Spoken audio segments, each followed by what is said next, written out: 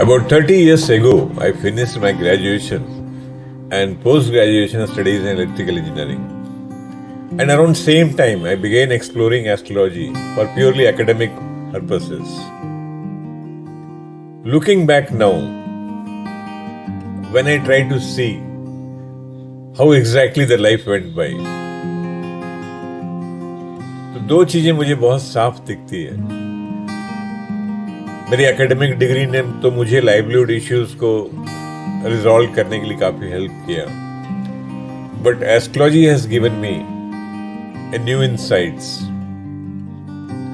जब मैं अपने लाइफ के सबसे डिफिकल्ट और अनसर्टेन मोमेंट्स को एक्सपीरियंस कर रहा था, जब मुझे कोई आंसर्स नहीं मिल रहे थे, तो एस्ट्रोलॉजी ने मुझे काफी सारे आंसर्स दिए थे. Astrology provided me with new insights into the mysteries of existence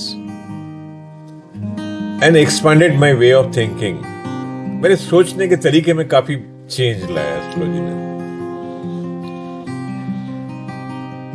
Ultimately, now I feel convinced that we are propelled by numerous unseen forces of life, participating in life's journey automatically. सब कुछ automatic हो रहा है, with our actions shaped by karma, leaving us with no choice but to fulfill our destined paths by making the best choices. Astrology ने तो मुझे ये नहीं बताया शायद कि ईश्वर है कि नहीं, लेकिन ईश्वरीय शक्ति का, एक यूनिवर्सल फोर्स का के बारे में अंडरस्टैंडिंग, उसके बारे में एक्सपीरियंस, उसके बारे में स्टडी, एनालिटिक्स, वो काफी हद तक माइंड में बिठा दिया है.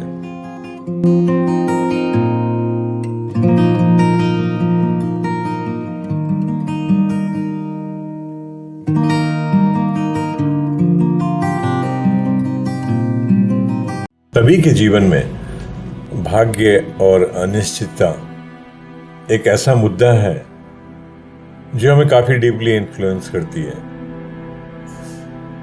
नॉर्मल समय में तो शायद ये उतना न करे, लेकिन जब टफ टाइम्स आते हैं या जब हम अपने मंजिल के काफी पास पहुंच जाते हैं, उस समय ये दोनों चीजें हमें अक्सर काफी सारी प्रश्न क्रिएट करते हैं. Destiny and uncertainty is something which has always touched the human mind, right from very ancient times. As we perceive the infinite with our limited instruments, many things do not happen the way we expect. बहुत सारी चीजें ऐसे नहीं होती जैसे हमने सोचते हैं, प्लानिंग करते हैं. Many things we don't understand, and in the process we approximate and try to comprehend and also build belief. But in contrast, if we see nature design, there seems no hurry, no anxiety, no disorder, but hidden certainty and repeatability in all expressions, with millions of stakeholders and billions of processes getting unfolded on 24/7 basis. इस उड़ते हुए bird को देख के हम इस चीज का आइडिया लगा सकते हैं कि अदरवाइज प्रकृति कितनी निश्चित है. कोई हड़बड़ी, कोई स्ट्रेस, कोई टेंशन नहीं है. Then who creates the uncertainty? Is it that the way we think, जैसा हम सोचते हैं, जैसा हम विचार करते हैं, और समय से बंधे हुए चीजों के कारण, क्या इसके कारण अनसर्टेनिटी क्रिएट होती है? ऐसे बहुत सारी चीजों का जवाब हम अपने इस छोटे से डिस्कशन में देखेंगे. There is a beautiful game called Ludo, जो हमने बचपन में खेला होगा, जो काफी हद तक लाइफ में अनसर्टेनिटी के एलिमेंट्स को दर्शाता है. हर बार जब हम लूट उसको फेंकते हैं, तो उसकी जो इनपुट कंडीशंस हैं वो हमारे हाथ में होती है. वो टाइम, वो स्पेस, वो जगह, वो तरीका, सब कुछ हमारे हाथ में होता है, लेकिन वो आउटपुट कंडीशन हमारे हाथ में नहीं होती है. कभी कुछ भी आ सकता है. लेकिन अरे बड़ी इंटरेस्टिंग चीज है कि कुछ भी आने के बाद में अगेन वी अटेम्प्ट दैट, फिर से हम सोचते हैं शायद इस बार वो आएगा, और इस प्रकार से जीवन निकलता रहता है। बहुत जगह में we can experience this game of ludo happening in many of the processes in our life. In this infinite existence system we increasingly feel that we govern our life. हमें अक्सर एहसास होता है कि शायद सब कुछ मैं चला रहा हूँ, सब कुछ मैं कर रहा हूँ। On contrary, we don't have all freedom to breathe air. We don't have freedom to taste water. We don't have freedom to ensure sunlight touching my system. लेकिन हमारे पास में किसी भी चीज़ का फ्रीडम नहीं है कि tomorrow morning I will be getting the same sunlight or the air or the water. But still, I feel that I am governing my existence. My space, time, and instruments all are limited in this infinite existence. And I am so small that even my birth on this planet is of little relevance to this massive system. As entities from distant planets cannot recognize the birth and death of many generations before the light could touch us. इतने दूर दूर तक system फैला हुआ है कि वहां से लाइट हम तक पहुंचने में शायद 100 लाइट ईयर से ज्यादा लग जाते हैं। तब तक पता नहीं कितने जनरेशंस डेथ होता है, बर्थ लेकर डेथ हो जाता है, उनको मालूम भी नहीं चलता है। तो इतने बड़े डिस्टेंस, इतने बड़े वास्ट प्लैनेट में हमारी प्रेजेंस और हमारी एब्सेंस बहुत ज्यादा फर्क नहीं क्रिएट करती है, बट फिर हमें लगता है कि हम सब कुछ हम कर रहे हैं, सब कुछ हम लीड कर रहे हैं।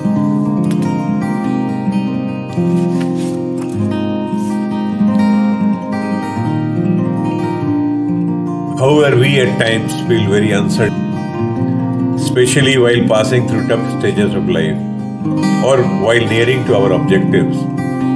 This is a time when we understand the relevance of destiny and uncertainty.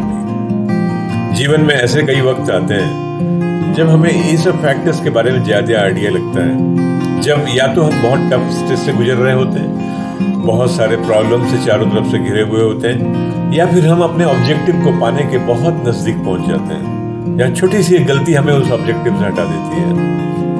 ऐसे जगह पे, ऐसे टर्निंग पॉइंट्स में हमें इन चीज़ों के फैक्टर्स के बारे में ज़्यादा रियलाइज होता है।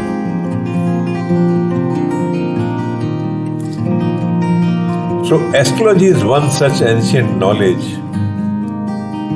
that try to address the issue of uncertainty, destiny and law of karma.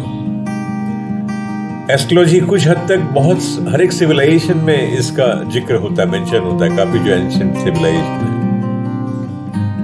सिर्फ भारतवर्ष में ही नहीं, बाकी सब जगह में इसका काफी अलग अलग तरीके से इसका यूज होता है। So we shall try to take a deep dive into this subject to get an idea about this interesting subject for further exploration by interested persons. मेरे इस डिस्कशन का पूरा पर्पस ही यही है कि इस सब्जेक्ट के ऊपर इंटरेस्ट क्रिएट करना, जिससे कि आप चाहें तो इस पे और पढ़ाई करके इसको खुद एक्सपीरियंस कर सकते हैं। Because I have experienced this subject for almost last 25 years, but without doing any commercial activity, just for knowledge purpose. Just for academic purpose, to understand what exactly it is, and have seen many of the charts, many of the people, and try to correlate the things with the real life happening and what they store in their houses, in their astrological charts, and surprisingly found many things coming true.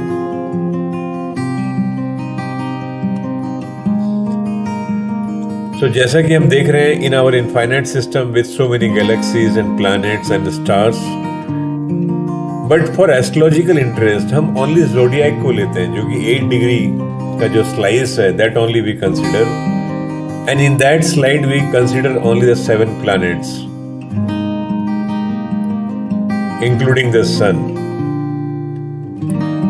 Actually इस 8 degree के zodiac में हम 7 real planets and 2 imaginary planets को assume करते हैं। So total 9 planets को हम लोग एज्यूम करते हैं।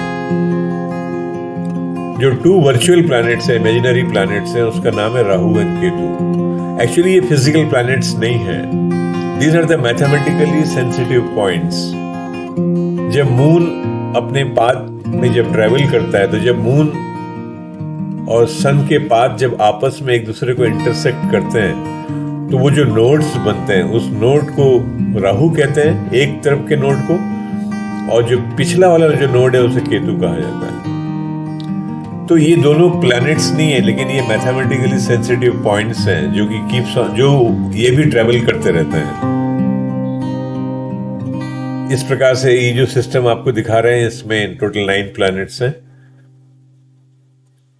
And earth is assumed to be at the center point and rest everything revolve around that. This entire 360 degree space जैसा दिखाया गया है of the zodiac has been divided into 12 compartments with 30 degree each. ये total 360 degree को हमने 12 compartments में divide किए हैं, each compartment 30 degree, and each of these compartments are named as sign like Cancer, Capricorn, Taurus, etc. ऐसे 12 science हैं। सो ये 30 degree, हर एक 30 डिग्री को 12 एक एक साइन असाइन किया गया है। Further each of this science are given certain symbols जो कि आप देख रहे हैं, which resembling the face and features of different animals and other entities. ये बड़ी इंटरेस्टिंग चीज ये है कि ये जो सिंबल्स हैं ये भी किसी एनिमल्स के चेहरे को या उनके किसी फीचर्स को दिखाते हैं, हर एक साइन। जैसे फर्स्ट साइन एरीज का है, वो भेड़ के जैसे दिखाता है। सो एरीज साइन के बारे में यदि हम जानना चाहते हैं तो जब हम भेड़ के बारे में सोचते हैं तो पूरी कैरेक्टरिस्टिक्स काफी हद तक उससे उभर कर बाहर आ जाती है। सो जो प्रेडिक्टिव एस्ट्रोलॉजी है, जो जहाँ प्रेडिक्शन वाला पार्ट है, वहां पर साइन के बारे में इनके जो फीचर कैरेक्टरिस्टिक्स इस प्रकार की कहानियों से मालूम चलता है, फिर उन लोग उसे कोरिलेट करके बताते हैं। सो एरीज ऑलवेज झुंड में मूव करना पसंद करते हैं, एक साथ, काफी सारे लोग एक साथ रहना पसंद करते हैं, अकेले नहीं रहेंगे एरीज के लोग। एरीज साइन से जो डोमिनेटिंग फीचर्स हैं।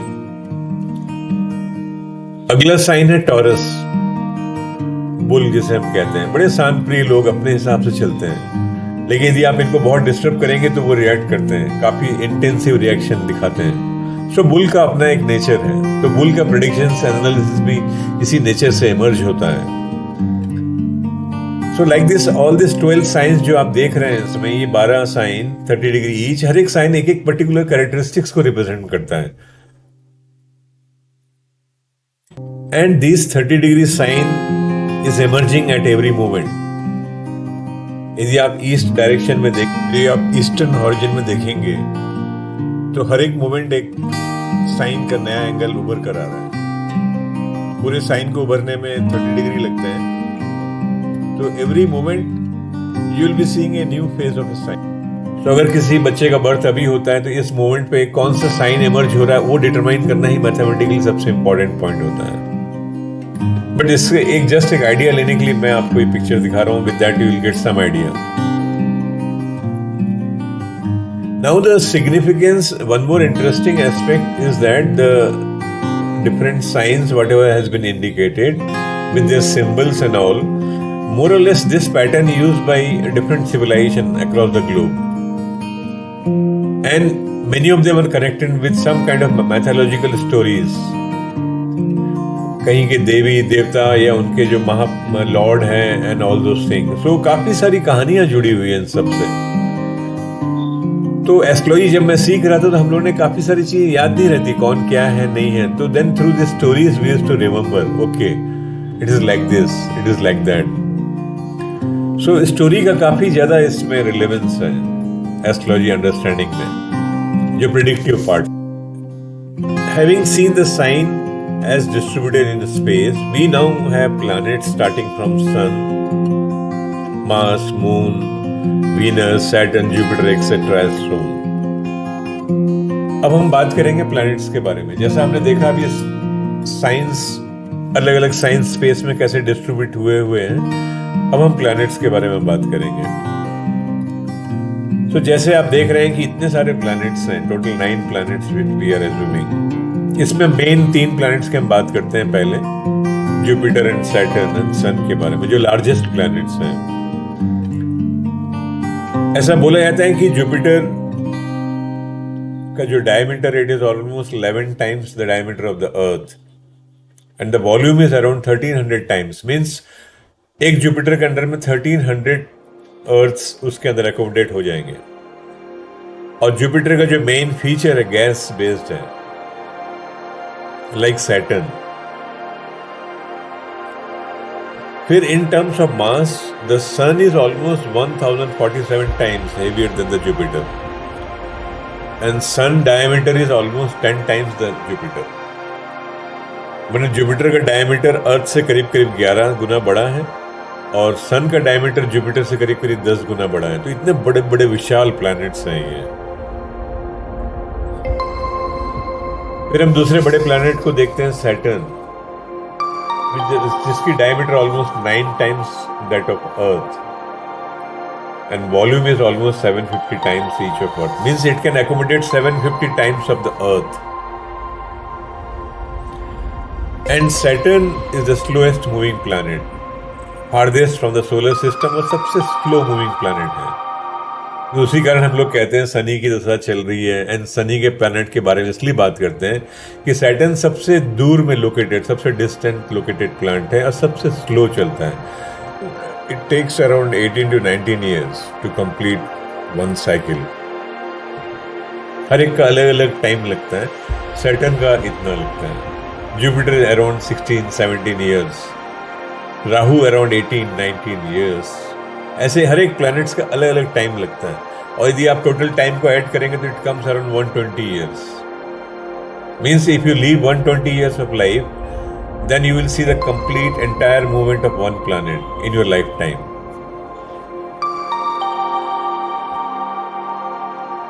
अब इतने सारे प्लैनेट्स हैं, इतने बड़े बड़े प्लैनेट्स हैं, वो हम पे इन्फ्लुएंस करते हैं। This is what the basic studies, by assuming the size and the typical characteristics you can understand। Saturn के बारे में और एक इंटरेस्टिंग चीज है कि इसकी डेंसिटी पानी से भी कम है। मींस अगर उतना वॉल्यूम हो वाटर अगर रख दिया जाए तो Saturn will float on the water. That kind of the characteristics of the Saturn planet. जैसे मैं आपसे कह रहा था कि बहुत सारी मैथोलॉजिकल स्टोरीज जुड़ी, बहुत सारी पुरानी कहानियां हर एक जगह में। I mean in Greece Roman civilisation also मैंने पढ़ा था, वहां भी काफी सारी स्टोरीज हैं। कुछ स्टोरीज भी हमारे एंशिएंट इंडियन सिस्टम में भी काफी सारी स्टोरीज बड़ी फेमस हैं।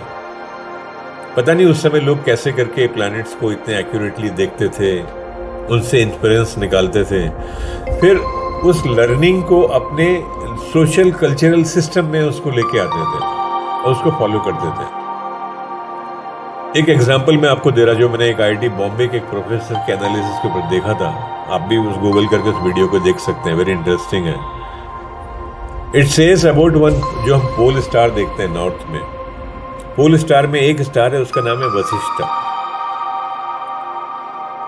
नो वशिष्ठा नक्षत्र, वशिष्ठा जो है वशिष्ठा के साथ में उसके चारों तरफ घूमने वाला और एक नक्षत्र है, उसका नाम है अरुंधति। ना वशिष्ठा अरुंधति की कहानी बड़ी प्राचीन है, जो हमारे मैरिज रिचुअल सेरेमनी में की जाती है। उसमें ऐसा माना जाता है ये दोनों ऐसे टिपिकल स्टार्स हैं जो एक दूसरे के चारों तरफ घूमते हैं। मीन्स वशिष्ठ अरुंधति को रोटेट के चारों तरफ रिवॉल्व करता है, ये इसके तरफ। तो एक टिपिकल यूनिक माने स्टार्स हैं ये, जो आपस में एक दूसरे के चारों तरफ घूमते हैं। तो हमारी रिचुअल्स में कहीं ऐसा कहा जाता है, कई जगह देखा भी होगा आपने, कि मैरिज के एक पर्टिकुलर स्टेप्स के बाद में पंडित जी बाहर लेके जाते हैं और वो तारे को दिखाते हैं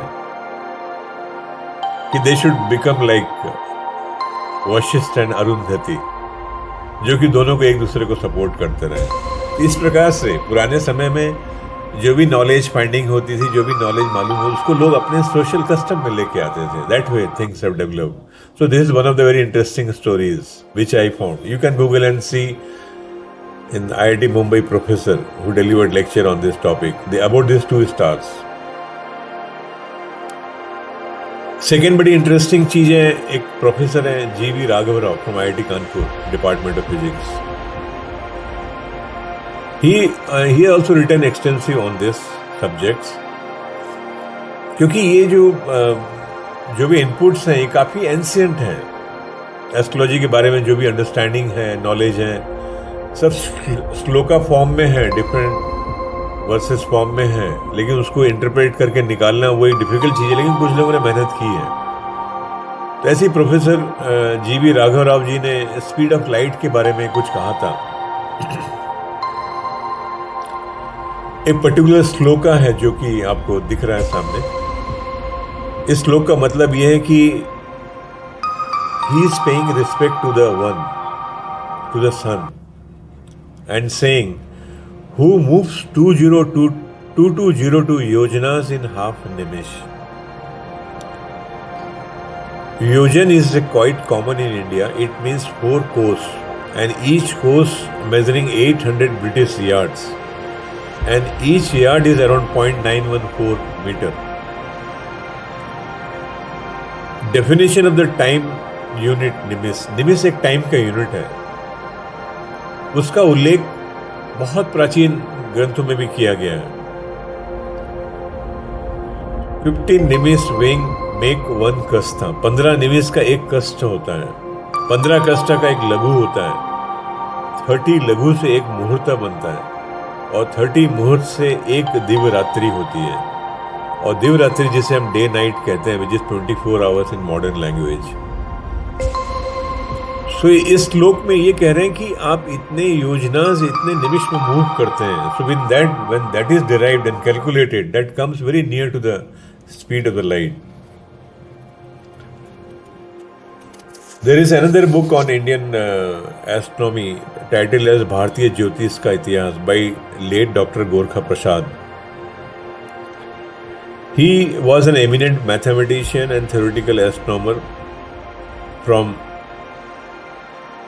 Department of Mathematics, Roorkee University. He did PhD on topic of theoretical astronomy from UK in 1950s. He also wrote about many things. So many of you who are willing to understand these subjects, you can refer these 2 books. I have gone through some of the chapters of this book and